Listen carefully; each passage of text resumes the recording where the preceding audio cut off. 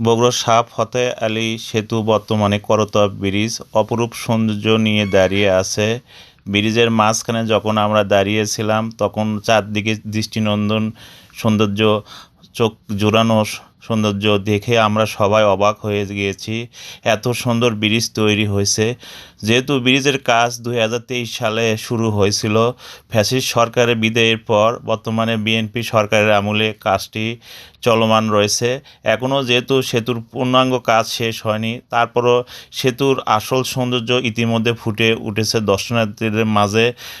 দূর দূরান্ত থেকে দর্শনার্থীরা বেড়াতে আসে এই সেতু দেখতে। একপাশে করতা নদী, যদিও নদী এখন বর্তমানে মৃতপ্রায়, কারণ চারদিক থেকে আবর্জনা ফেলা হয় এই নদীতে।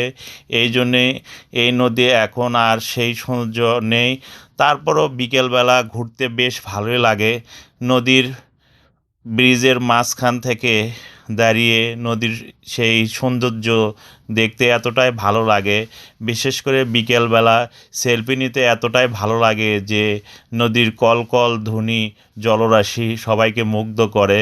আমার ছেলে বারবার নদী দেখছিল আর বলছিল, বাবা এত সুন্দর একটা নদী এই ব্রিজের নিচে দিয়ে বয়ে গেছে, ভাবতেই আসলে ভালো লাগে। আর ছোট মানুষ, তাদের কাছে সব কিছুই নতুন লাগে। যেহেতু এর আগে আমার ছেলে কখনো এই করতা ব্রিজে ঘুরতে যায়নি, এই প্রথম এই করতা ব্রিজে আমার ছেলে এবং আমার ওয়াইফ ঘুরতে গিয়েছিল। শুধুমাত্র একটা কাজের উদ্দেশ্যে আমরা গিয়েছিলাম।